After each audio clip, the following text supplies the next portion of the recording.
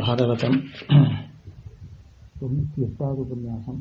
கோபகிரி வருஷம் கார்த்திகை மாதம் 24ஆம் தேதி 24/8/5125 ஞாயிற்றுக்கிழமை. பிரம்மதேவன் சொல்றான், அந்த பகவான் மொழிந்த வார்த்தை வேதத்தோடு ஒத்திருந்தது. அந்நியும் அனைவரும் ஆசைப்பட தகுந்ததாக இருந்தது. மனுஷர்கள் அங்கனம் சொல்ல முடியாததாக இருந்தது.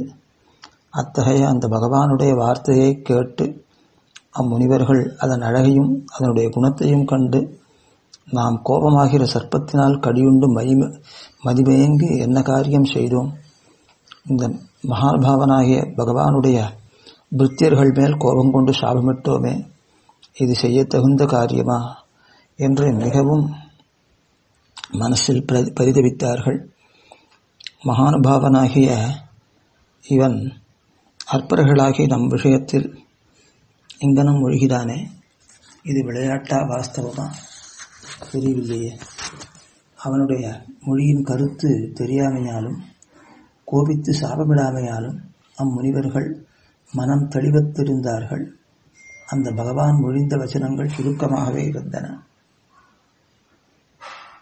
ஆயினும் அறிய வேண்டிய அர்த்தங்கள் பலவும் அமையப்பெற்றிருந்தன.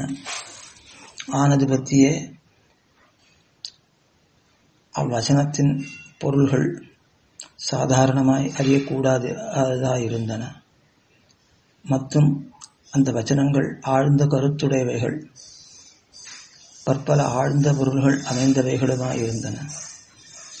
அம்முனிவர்கள் பகவான் மொழிந்த அவ்வுரையை கேட்டு இதன் பொருள் இன்னது என்றும் அவன் மனதில் கொண்டிருக்கும் கருத்து இன்னதென்றும் நிச்சயித்து கண்டறிய முடியாதிருந்தார்கள். அந்த பகவானுடைய ஆச்சரிய சக்தியை என்னென்னு சொல்லுவேன். அவனுடைய யோக மாயையின் மகிமை அற்புதமாயிருக்கும் அல்லவா. அவன் தனது யோக மாயையால் இந்த பிரபஞ்சங்களை எல்லாம் எனக்குள் மறைந்திருந்து சிருஷ்டித்து, இவனை சிருஷ்டித்தான் என்று எல்லாரும் பிரமிக்கும்படி அந்த பிரபஞ்சங்களுக்கு என்னை பிரபுவாக ஆக்கினான். அவன்தான் எல்லாத்தையும் சிருஷ்டிச்சான். ஆனால் பிரம்மா தான் சிருஷ்டித்தான் என்னை எல்லாரும் பிரமிக்கும்படி பண்ணினான். அவனுடைய செயல்களெல்லாம் இப்படி விசித்திரமாயிருக்கும். அவன் மொழிந்த வார்த்தையின் கருத்து அறிய முடியாதிருந்தது. ஆகையால் அம்முனிவர்கள் அதை கேட்டு மனம் கலங்கப் பெற்றார்கள்.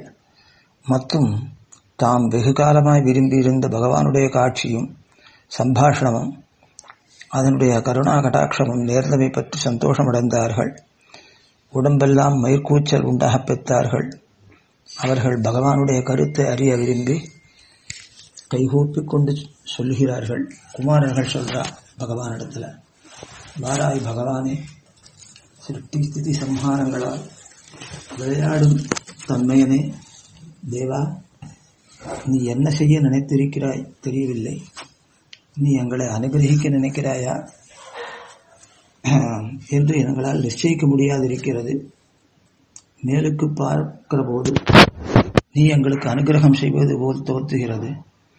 அது எப்படி இருக்கிறதென்றால் தெரிகிறதென்றால் வாக்குக்கும் மனசுக்கும்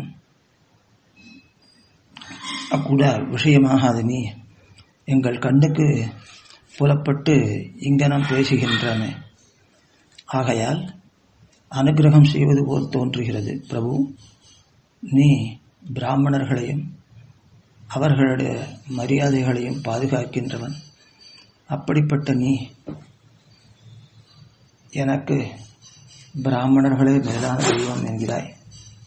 இது லோக சிக்ஷைக்காக சொல்லும் வார்த்தையே எண்ணி வேறில்லை. நீ பிராமணர்களை தெய்வமாக பரதெய்வமாக புகழ்ந்து அனுவர்த்தியாதிருப்பாயின் மற்ற ஜனங்களும் அவர்களை வெகுமதிக்காமல் போவார்கள். ஆகையால் உலகத்தில் உள்ளவர் எல்லாரும் அனுஷ்டிக்க வேண்டும் என்பதற்காக சிக்ஷையின் பொருட்டு நீ எனக்கு பிராமணர்களை மேலான தெய்வம் என்று மொழிந்தாய். நீ தெய்வம் என்று கொண்டாடுகிற அந்த விப்பிரர்களுக்கு ஷாட்குண்யம் நிறைந்த நீயே மேலான தெய்வம். உனக்கு மேற்பட்ட தேவதை மற்றொருவரும் கிடையாது. சனாதன தர்மமானது உன்னிடத்தில் நின்று உண்டாயிற்று. நீ அவ்வப்பொழுது ராமகிருஷ்ணாதி அவதாரங்களை செய்து அதை அனுஷ்டித்து பாதுகாத்து வருகிறாய். இப்படிப்பட்ட தர்மத்திற்கு மேலான பலம் நீயே. நித்திய நிர்விகாரனான உன்னை தர்மத்துக்கு பலனாக ஸ்ருதிகள் சொல்லுகின்றன. ஆகையால் தர்மத்தை நிலைநிறுத்தும் பொருட்டே நீ விப்பிரர்களே எனக்கு தெய்வம் என்று மொழிந்தாய். நிவிருத்தி தர்மத்தில் நிலைநின்ற யோகிகள் உன்னுடைய அனுகிரகத்தினால் சம்சாரத்தை அனாயாசமாக கடக்கிறார்கள். அப்படிப்பட்ட நீ பிறரால் அனுகிரகிக்கப்படுகிறாய் என்பது எப்படி பொருந்தும்? ஸ்ரீ மகாலட்சுமியை நான் ஆதரியாதிருப்பினும் அவள் என்னை விடாதிருப்பதற்கு காரணம் பிராமண சேவையே என்கிறாய்.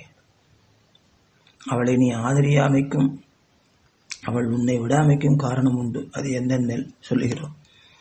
தர்மார்த்த காமமோட்சங்களாகிற 4 புருஷார்த்தங்களையும் விரும்பும் புருஷர்கள் ஸ்ரீ மகாலட்சுமியை வணங்கி அவளது பாத தூளியை சிரசா வகிக்கிறார்கள். அப்படிப்பட்ட அம்மலர்மங்கையானவள் உன் பாதார விந்தங்கள் பாக்கியசாலிகளான பாகவதர்களால்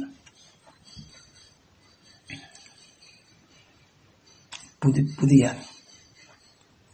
துளசி மாலைகளை இட்டு பூஜிக்கப்படுவதே மேலான வண்டுகள் குடிகொண்டிருப்பதையும் கண்டு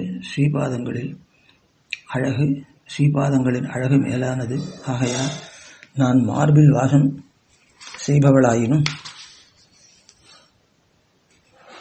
யோகிகள் முதலிய பல சேவாஜனங்களின் நெருக்கத்தையும் பாராமல் துளசியுடன் பாதார விந்தங்களையே பணிகிறேன் என்கிறார். இந்த ஸ்ரீ மகாலட்சுமியை நீயோ என்றால்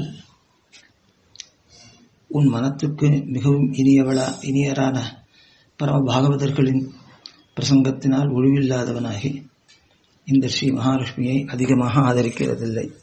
ஆகையால் ஸ்ரீ மகாலட்சுமி உன்னை விடாமல் படிவதற்கு பிராமண சேவை காரணமன்னு உன்னுடைய சௌபாகியமும் அவளுடைய பிரீத்தியும் காரணம். அதை தவிர வேறில்லை.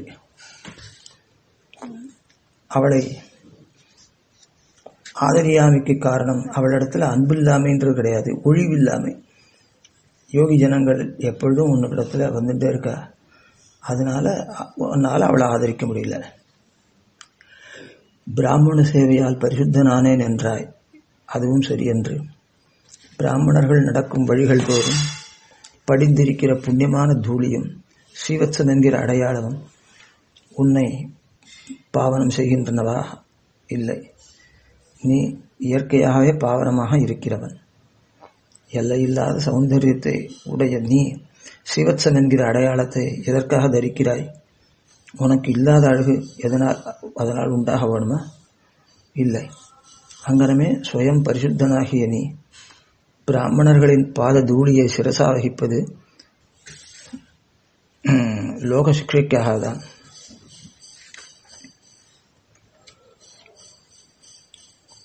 உலகத்தார் அப்படி பண்ண வேணும் என்பதற்காக.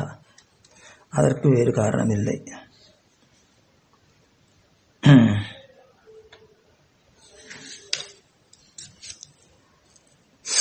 நீ சுத்த சத்துவத்துக்கு இடமாக இருப்பவன். ஜனங்களுக்கு க்ஷேமத்தை விளைக்க விரும்பி பல அவதாரங்களை மேற்கொள்ளுபவன்.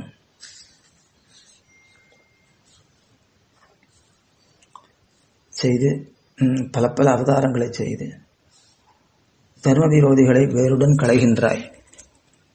வேத மார்க்கம் பாழாய்விடுகிறது. உனக்கு மிகவும் அனிஷ்டமாயிருக்கும். நீ 3 லோகங்களுக்கும் பிரபு. நீ ஜெகத்தை எல்லாம் தரிக்கின்றவன். இந்த ஜெகத்தை போஷிக்கின்றவனும் நீயே. நீ விப்ரர்களின் பாதங்களில் விழுந்து வணங்கி அவர்களுடைய பாத தூளியை சிரசா வகிப்பினும் உன் பிரபாவம் குறையாது. நீ அவர்களை வணங்குவது லீலையே. உலகத்தில் உள்ளவர் அனைவரும் இங்கனம் ஆச்சரிக்க வேண்டும் என்று அறிவிக்கும் பொருட்டு நீ செய்கிறாய்.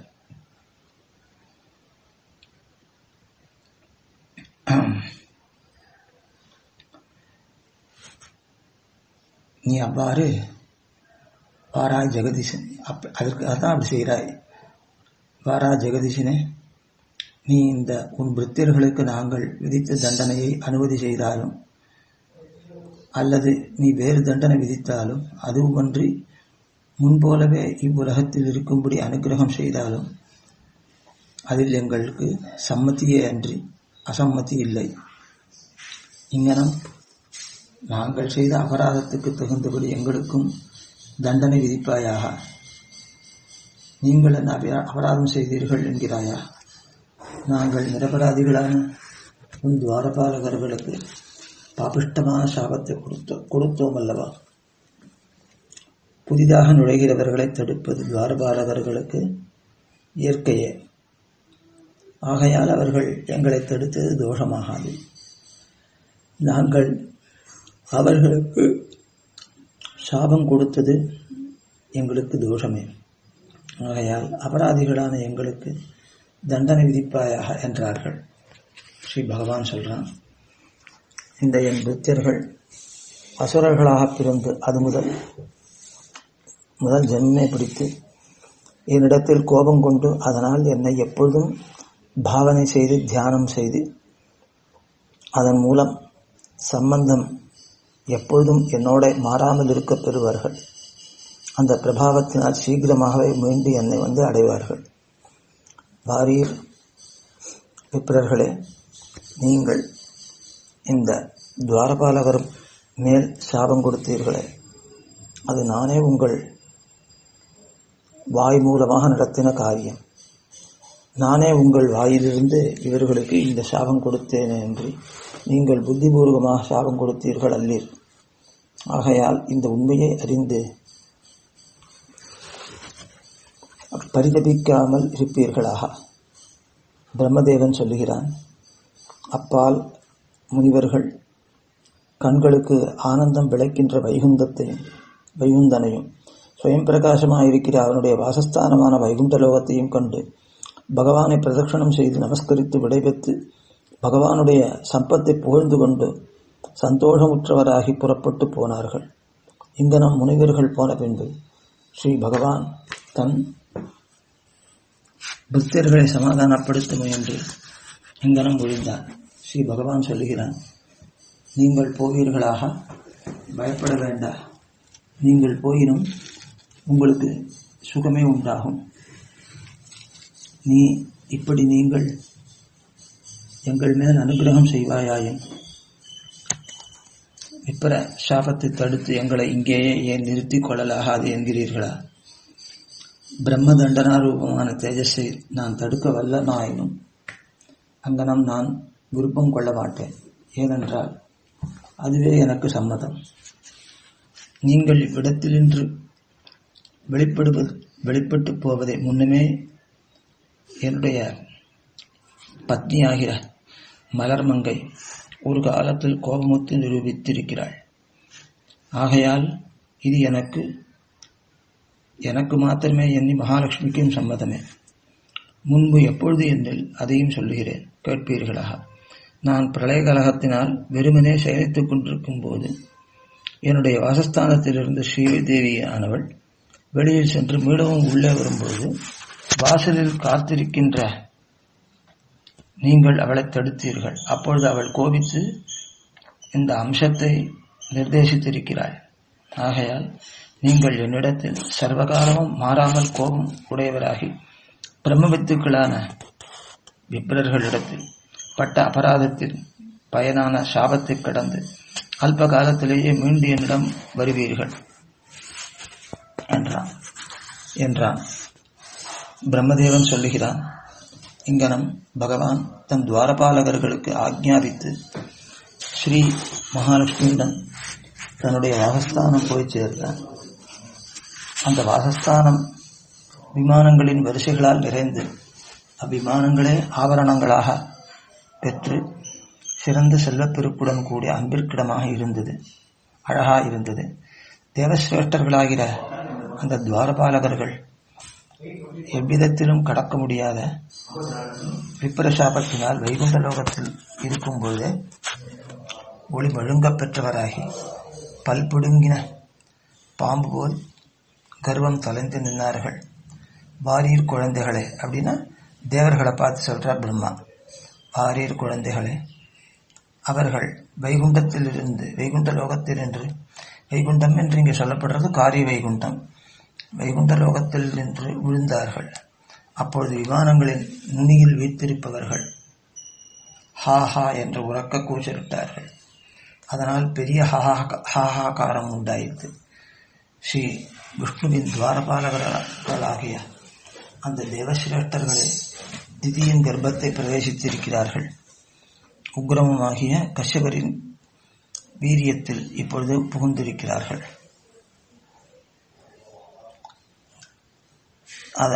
அவருடைய வீரியம் திதியினுடைய கர்ப்பத்தில் பிரவேசித்திருக்கிறது. இப்போ உக்ரமான கஷ்யபருடைய வீரியத்தில் இப்பொழுது புகுந்திருக்கிறார்கள். அவர்கள் இருவரும் ஒரே தடவையில் இந்த கர்ப்பத்தில் பிரவேசித்தார்கள்.